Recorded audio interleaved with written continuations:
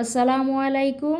দূরের ও কাছের যে যেখান থেকে আমার আজকের এই ভিডিওটি দেখছেন, আশা করছি আপনারা সবাই অনেক ভালো আছেন। আমরাও আলহামদুলিল্লাহ ভালো আছি। সন্ধ্যা থেকে ভিডিওটা শুরু করেছি। মাগরিবের নামাজ আদায় করার পরে এক কাপ চা খেয়েছি। তারপর রান্না বান্নার জন্য এসেছি রান্নাঘরে, কারণ দুপুরে কোনো রান্না করিনি। সকাল থেকেই ঘুম থেকে ওঠার পর থেকেই দেখলাম যে শরীরটা খুব একটা বেশি ভালো লাগছিল না, তাই সকালে কোনো মতে চালিয়ে নিয়েছি। দুপুরটাও কোনোভাবে খুব কষ্টে শেষে চালিয়েছি। তারপরে মনে হলো যে না, রাতে কিছু একটা না করলেই না হয়। তো নামাজ আদায় করে যখন চা খাচ্ছিলাম তখন মোবাইলে দেখলাম যে খিচুড়ি রান্না করছে, এরকম একটা ভিডিও দেখলাম ফেসবুকে মূলত। তো সেটা দেখে যে আমার কি ভীষণ খিচুড়ি খাওয়ার ইচ্ছা হলো। আমার না আবদারের জায়গা খুবই কম। এক হচ্ছে আবদারের জায়গা আমার মার তো বয়স হয়ে গিয়েছে, তিনি নিজে এখন রান্নাবান্না করতে তার ভীষণ কষ্ট হয়। তো তাকে বলতে ইচ্ছা করে না, কষ্ট দিতে ইচ্ছা করে না। আর আরেক হচ্ছে ভাবি। ভাবি নিজে জব করেন, তার দুইটা ছোট বাচ্চা রয়েছে, তারও তো সাংসারিক অনেক ঝামেলা থাকে। তো নতুন করে আর আমার ঝামেলায় তাকে জড়াতে ইচ্ছে করে না। তো এই দুইটা জায়গা ছাড়া মূলত আমার আর আবদারের কোনো জায়গা নেই। আর যেই আবদারের জায়গাটা রয়েছে সেটা হচ্ছে হাজব্যান্ড। তিনি তো পুরুষ মানুষ, আসলে তিনি অফিস করেন, সেই সকাল 8:30টায় অফিসে যান, রাত আসতে আসতে 8:30 বেজে যায়। তো এরপরে এসে তিনি স্বেচ্ছায় যা করেন সেটা আলাদা ব্যাপার, কিন্তু জোর করে তার উপর চাপিয়ে দেওয়ার কোনো ইচ্ছে আমার নেই। তো নিজের শখগুলোকে আমার নিজেকেই পূরণ করতে হয়, নিজের ইচ্ছেগুলোকে দাম দিতে হয়, সেগুলো পূরণ করতে হয়। ঠিক যেমন আমি অন্য সবার আবদারগুলোকে পূরণ করি, নিজের আবদারটা আমি নিজেই পূরণ করি আর কি। খিচুড়ি রান্নার জন্য সব কিছু রেডি করে নিয়েছি। চাল ডাল ধুয়ে রেডি করেছি। মুরগির মাংস দিয়ে রান্না করব সেটাও রেডি করেছি। আলু দিব খিচুড়িতে সেটাও করেছি। সিঙ্কে যে থালা বাসন ছিল সেগুলো সব ধুয়ে মুছে পরিষ্কার করেছি। চুলায় একটু গরম পানি দিয়ে রেখেছি খিচুড়ির জন্য। তো এটা হয়ে গেলে তারপর রান্নাটা শুরু করব। তো এই তো রান্নাটা শুরু করে দিয়েছি। সকাল থেকেই শরীরটা ভীষণ খারাপ ছিল, আর এতটাই খারাপ ছিল যে আসলে সকালে দুপুরে রান্নাবান্না ঠিক তেমন করতে পারিনি। তো এই খবরটা তো ফোনের মাধ্যমে ভাগ্নি তার মামার কানে তুলে দিয়েছে। তো আমার সাথেও কথা হয়েছে, তখন বলেছি হাজব্যান্ডকে যে শরীরটা ভীষণ খারাপ। তো তিনি আসার সময় ডাব নিয়ে এসেছেন। আর ডাবের ক্ষেত্রে না, আমার ডাবের পানিটা যতটা ভালো লাগে তার থেকে না 10 গুণ বেশি ভালো লাগে এই কচি ডাবের শাঁসগুলো। আমার না ভীষণ মজা লাগে খেতে। মানে ছোটোবেলা থেকে আমি দেখেছি যে ডাবের পানি আমার খুব একটা বেশি ভালো লাগে না, মানে মনে হয় যে এটা খাওয়ার কি আছে, কিন্তু ডাবের এই শাঁসটা ভীষণ ভালো লাগে। তো নিজেকে একটু রিচার্জ করে ডাব খেয়ে, ডাবের শাঁস খেয়ে তারপর চলে এসেছি আবার রান্নায়। এই রান্নাটা মূলত আমরা ছোটোবেলায় খেয়েছি, সেই ছোট্টবেলাকে আবার মনে করার জন্য মূলত স্মৃতিস্বরূপ এই খিচুড়িটা রান্না করা। আমার মা সরকারি চাকরি যেহেতু করেন, তো সরকারি চাকরির সুবাদে না বিভিন্ন জায়গায় পোস্টিং হয়, বদলি হয়। তো সেই সুবাদে আমাদের বিভিন্ন জায়গায় থাকা হয়েছে। আর বিভিন্ন জায়গার খাবারের ধরন কিন্তু একটু আলাদা ধাঁচের হয়। তো এই খিচুড়িটা আমার সম্ভবত প্রাইমারি লেভেলে যখন আমরা ছিলাম, আমি তখন খুব খেতাম, ভীষণ ভালো লাগতো খেতে।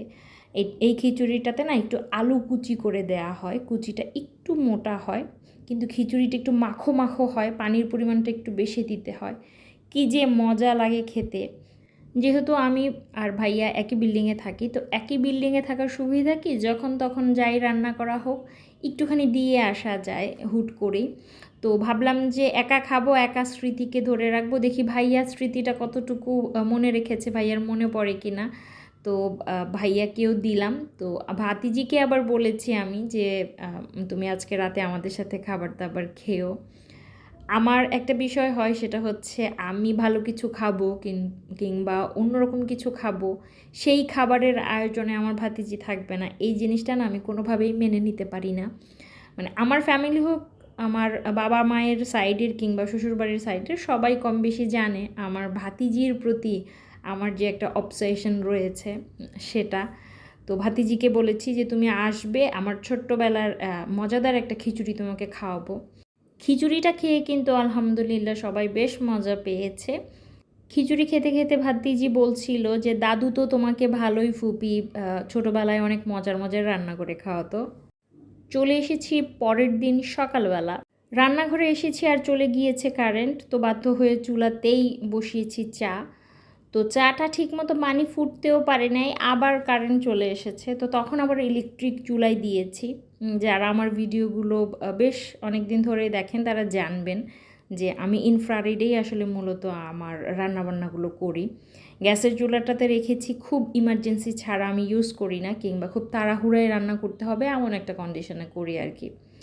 তো কারেন্ট যে কী পরিমাণ বিরক্ত করছিল, মানে কতবার যে গিয়েছে তার কোনো ইয়ত্তা নেই। আমি নিজে ভীষণ বিরক্ত হয়ে গিয়েছি। আর কারেন্ট যখন আসলো, ভাতিজির সাথে কথা বলতে বলতে আমার চা গেছে শুকিয়ে। তো একটুখানি হয়ে যাওয়া চাটাই এখন খেয়ে নিব, কিছু করার নেই। তো এই তো চাটা তো রেডি, খেয়ে নি। চাটা কাপে ঢেলেছি আর অমনি আবার কারেন্ট চলে গিয়েছে। ভাবলাম যে চাটা নেওয়ার আগে ডালটা বসিয়ে যায়, ডালটা হয়ে যাবে। তো চলে এসেছি গেস্ট রুমে। ভাতিজি অলরেডি বসে আছে। আর এই রকিং চেয়ারটা মূলত আমার ভাই আমাকে দিয়েছে।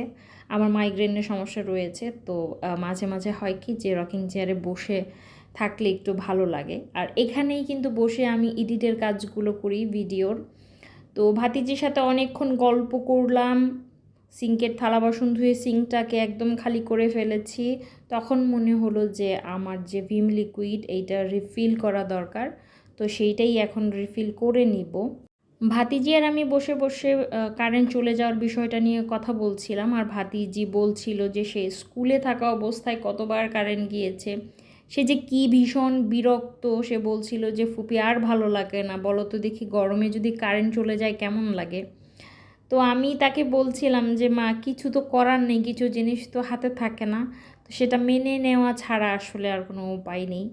আর মেনে নেওয়ার ক্ষমতা যাদের প্রবলতর থাকে জীবনে, কিন্তু তারাই ভালো থাকতে পারে। সো মেনে নিতে হবে কিছু জিনিস, কিচ্ছু করার নেই।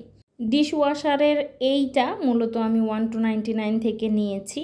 আমার কাছে এরকম হয় যে যেই জিনিসটা যখন আমি বাইরে যাই যদি পছন্দ হয় মোটামুটি আমি কিনে নিয়ে আসার চেষ্টা করি, কারণ পরবর্তীতে যেয়ে না ওই জিনিসটা আমি আর কখনো পাই না। আমার ভাগ্যটাই এরকম।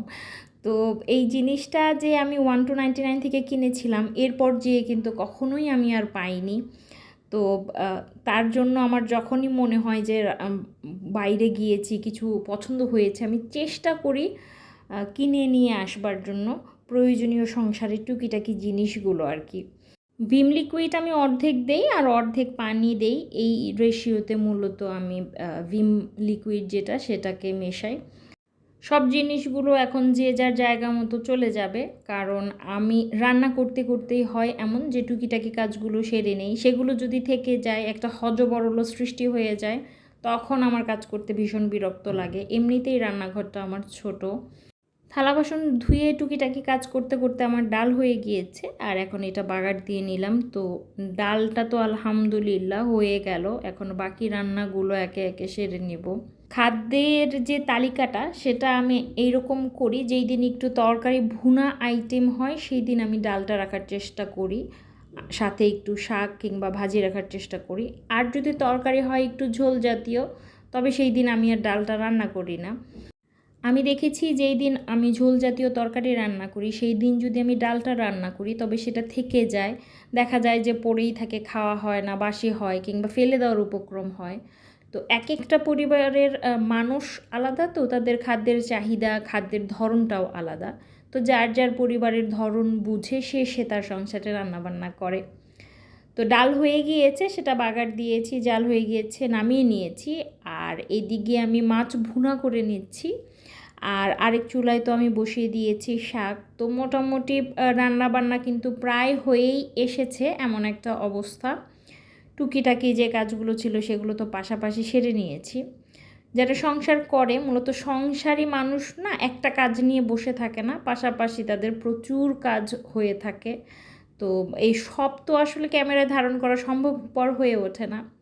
রান্নাবান্না করতে করতে কিন্তু আমি হাঁপিয়ে গিয়েছি, দেখলাম যে মাথা কেমন ঘুরঘুর করছিল বোধহয়। তো ডাব একটা ছিল, দুটো নিয়ে এসেছিল রাতেবেলা, তো রাতে তো একটা খেয়েছি, এখন একটা খাবো, তারপর গোসল সারবো।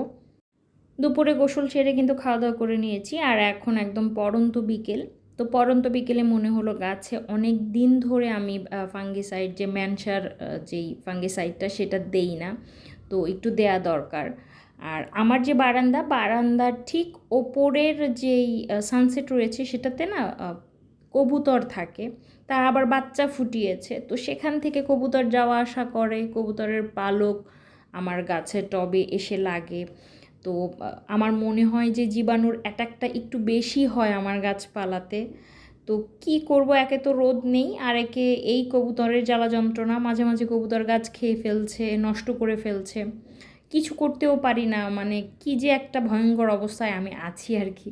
তো যাই হোক, এটাকে ভালো করে 1 লিটার পানিতে 1 চামচের একটু কম দিয়ে ভালো করে গুলিয়ে নিচ্ছি।